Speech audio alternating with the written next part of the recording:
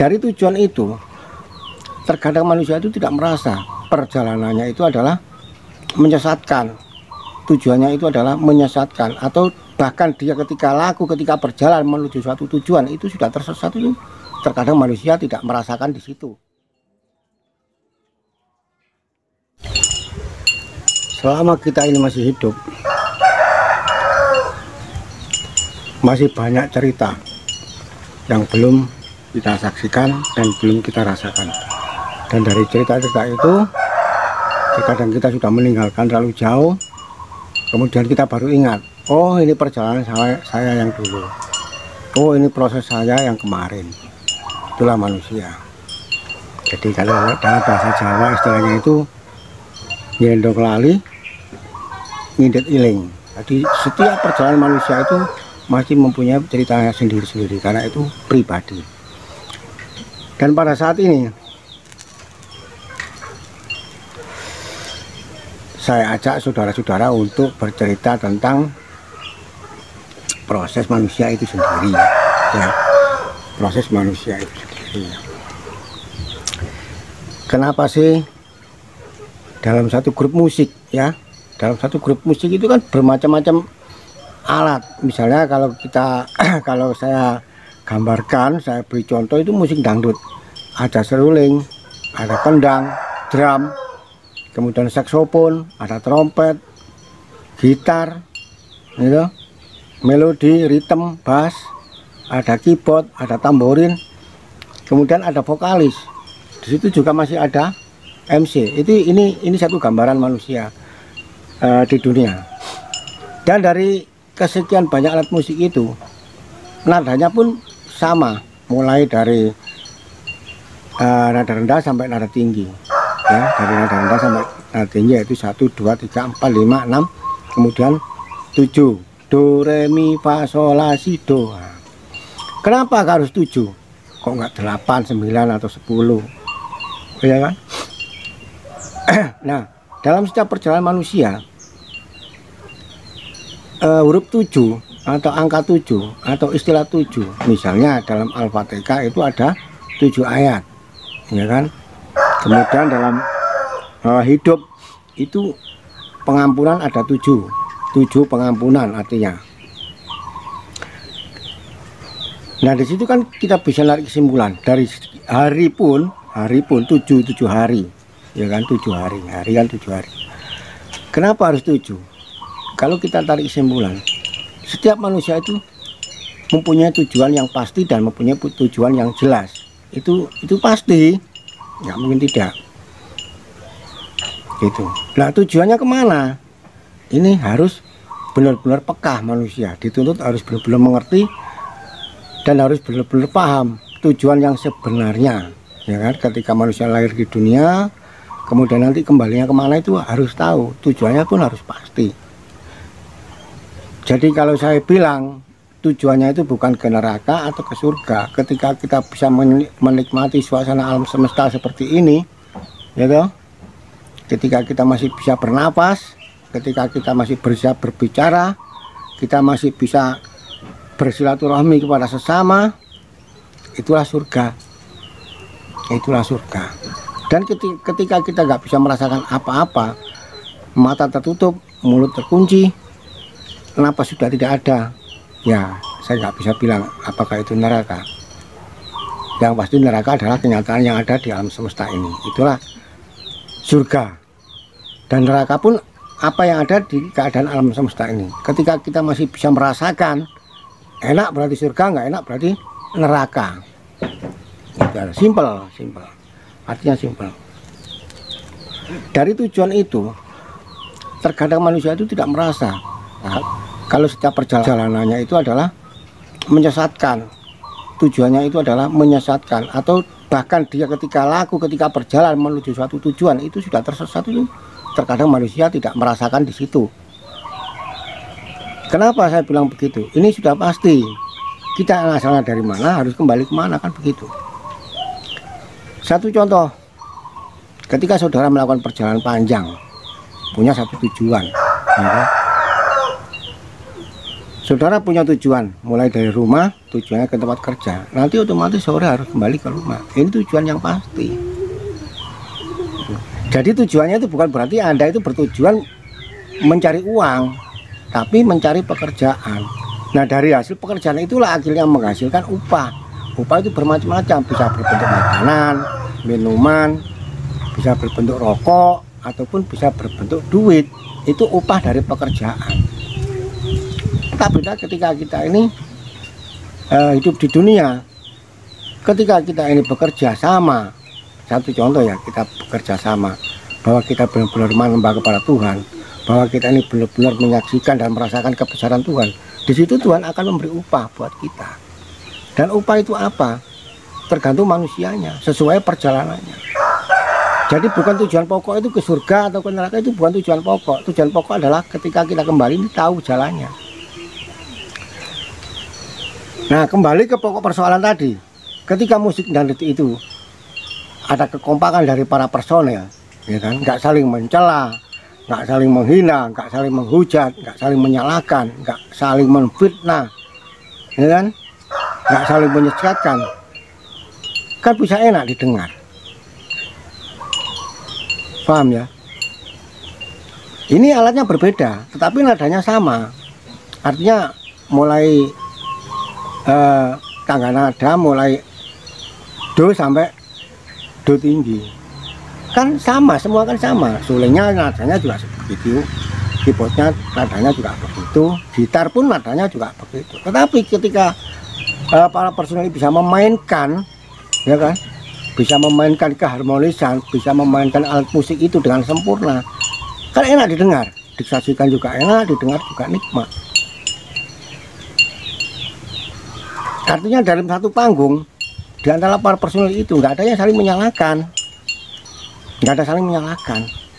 Loh, kamu salah, bu? Nggak ada saling menyalahkan, nggak ada. Intinya kekompakan. Ada selalu ada rasa kesalahan bagi pribadi, segera berbenah diri, segera menyatukan dengan yang lain. Gak beda ketika kita ini di dunia, ya, banyak ajaran, banyak aliran, banyak kepercayaan, keyakinan dan macam-macam, banyak agama dan macam-macam. Tetapi kalau kita bisa harmonisasi dalam memainkan satu pertunjukan, ya, di alam semesta ini, kita bisa mempertunjukkan kebolehan kita, kemampuan kita, ya, nggak saling menyalahkan, nggak saling memfitnah, nggak saling menghujat, nggak saling menyesatkan dan lain sebagainya. Tuhan itu sebagai penonton akan merasa senang, akan merasa bangga bahwa ciptaannya, ya, sabdanya itu di dunia dinikmati sudah enak, sudah nyaman. Tidak beda ketika manusia itu membuat gitar, membuat seruling, membuat trompet atau saksofon atau yang lainnya. Ketika si produsen itu menyaksikan, oh itu gitar ciptaan saya, ketika dimainkan suaranya bagus, oh itu suling ciptaan saya, ketika dimainkan suaranya bagus, kan senang. Apalagi pada yang lain. Paham apa yang saya katakan? Inilah harmonisasi kehidupan manusia di dunia. Kalaupun kita selama ini masih di dunia itu saling menyalahkan, saling menghujat, saling memfitnah, saling menyesatkan, mana ada ketentraman, mana ada keharmonisan, mana ada kenyamanan. Selamanya akan selalu begitu. Padahal 7 not itu adalah 7 pengampunan dari Tuhan. Itu 7 itu pengampunan terakhir. Sudah nggak ada lagi. Al-Fatihah 7 ayat juga. Dan artinya saya rasa saudara sudah paham semua. Artinya pasti sama. Dan yang pasti kita tujuannya itu ke Tuhan, bukan ke siapa-siapa. Bukan ke ciptaannya. Bukan ke sabdanya. Tujuan kita itu langsung ke Tuhannya. Ini kalau memang benar-benar bisa merasakan. Tetapi kalau nggak bisa merasakan, ya mau kemana lagi? Manusianya yang tidak mau berusaha. Berusaha yang bagaimana? Ya berusaha mencari jati diri yang sejati. Si produsen suling, dia memproduksi suling, dicoba, hasilnya bagus. Ketika dimainkan, nggak beda manusia. Ya kan? Ketika diberi izin bahwa agama ini sudah benar, Tuhan mengizinkan. Agama ini sudah benar, Tuhan mengizinkan. Agama ini sudah benar, Tuhan mengizinkan. Ajaran, aliran, kepercayaan apapun, Tuhan itu sudah mengizinkan. Tuhan tidak menolak, artinya. Biar apa? Biar di dalam dunia ini, di alam semesta ini tentram dengan hiburan yang bermacam-macam. Dan alat musik itu pun bisa dipakai untuk berbagai macam bentuk grup. Satu misal, orkes Melayu, ada orkes dangdut, keroncong bisa, gitu. Kemudian rock juga bisa, band juga bisa, bosas juga bisa, jazz juga bisa. Tergantung manusianya bagaimana cara mengkolaborasi alat musik tersebut. Nah, ketika kita di dunia pun begitu. Bagaimana cara kita bisa mengkolaborasi antara perbedaan-perbedaan yang ada di alam semesta ini untuk menjadi satu grup yang bisa nyaman dan enak didengar.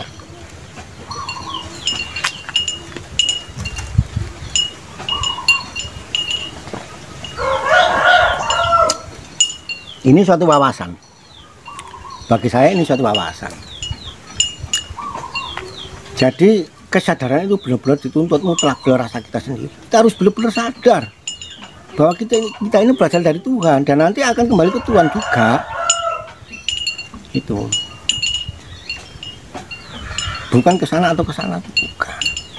Ketika kita di dunia bisa menikmati bagaimana pertunjukan wayang, ludruk, orkes dangdut dan macam-macam hiburan buat kita harus bisa menikmati rasa kita bersyukur. Inilah Tuhan, rasa cinta kasihnya, memberi hikmah, memberi anugerah kepada manusia untuk menjalankan alat musik itu begitu enak didengar dan nyaman untuk dinikmati. Sampai kapan lagi kita sadar, ya toh, bahwa yang kita anut itu masih belum sempurna, bahwa yang kita ikuti itu masih belum mencapai titik terang, ya.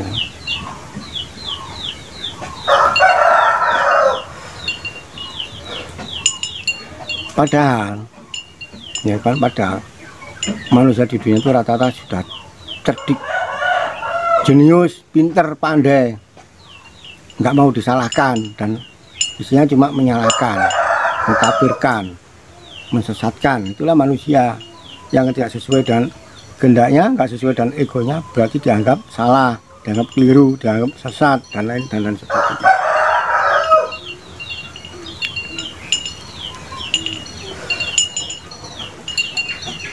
Ada satu pepatah, bukan pepatah ini, kata orang bijak saya bilang, mengatakan yang dekat dengan Tuhan itu hanya orang-orang Nasrani, iya kan? Orang-orang Nasrani atau orang-orang Kristen itu sangat dekat dengan Tuhan. Kenapa saya bilang begitu? Ini saya cuma menirukan saja dari orang bijak. Saya bilang ini orang bijak dan bisa diambil hikmahnya. Karena memanggil Tuhan dengan nama Bapa, Tuhan Bapa, berarti Allah itu dianggap Bapa. Ini kan sudah pasti dari ceritanya. Nah, sekelumit saya ungkap ya, mungkin saudara sudah paham bagaimana kisah Siti Maryam itu bisa mempunyai anak Nabi Isa alaihissalam. Ya. Ketika Siti Maryam ini atau Bunda Maria ini, ya kan, nggak punya suami, tapi kondisinya masih perawan, kepingin hamil dan ingin menguji kebesaran Tuhan, ingin menguji kebesaran Allah. Dia meminta dan memohon kepada Allah, saya ingin hamil dan melahirkan, tapi kondisi saya masih tetap perawan. Apa susahnya bagi Allah, apa susahnya bagi Tuhan untuk mengabulkan setiap permintaan manusia di alam semesta ini? Nggak ada susahnya. Terjadilah kehamilan, kemudian sampai melahirkan, dan dalam kondisi masih perawan, nggak tahu lahirnya lewat mana. Yang bilang lewat telinga, ada yang bilang lewat mulut. Ini persepsi manusia sendiri-sendiri, nggak bisa disamakan ya. Karena yang tahu kenyataannya adalah hanya Bunda Maria atau Siti Maryam itu sendiri. Dan pada kenyataannya lahirlah seorang anak namanya Nabi Isa atau Nabi Isa alaihissalam. Dan bagaimana Nabi Isa ini menuntut kepada ibunya agar ditunjukkan bapaknya? Ya, dia bilang, Bunda Maria atau Siti Maryam ini bilang, ya Allah itu bapakmu. karena dia yang mengambil ibu. Kalau di ayatnya mana? Tuhan tidak beranak dan tak diberanakan.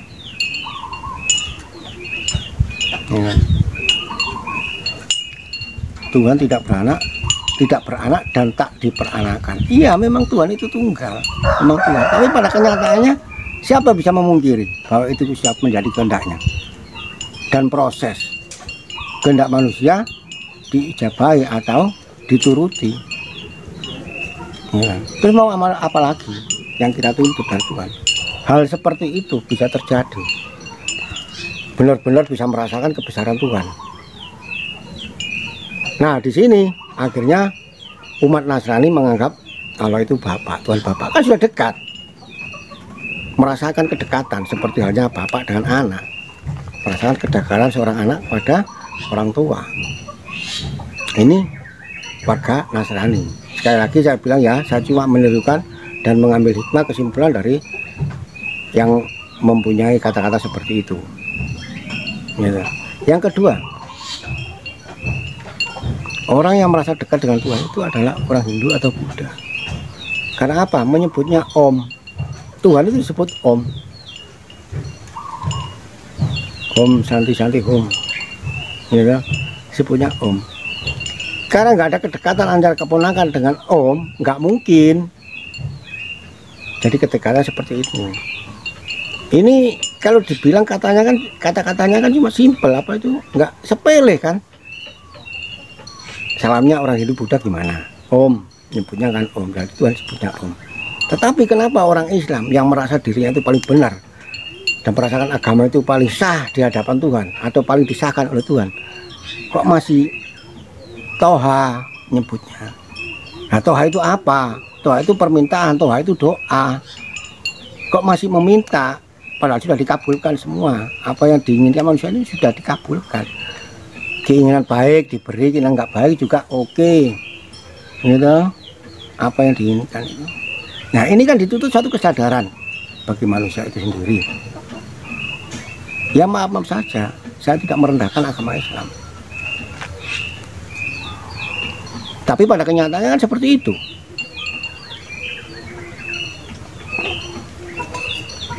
Terus dasarnya dari mana? Kalau Islam itu agama paling sah, agama yang disetujui Tuhan atau sudah stempel oleh Tuhan, bahwa agama yang lain itu enggak sah, itu dasarnya dari mana? Dasarnya dari mana? Dari Nabi Muhammad. Ya, oke. Rasulullah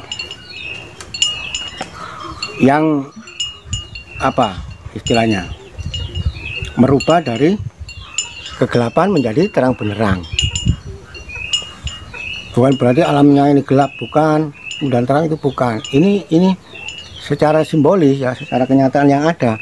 Kalau malam kan gelap, kalau siang kan terang benderang. Ini perjalanan manusia, dituntut kesadaran.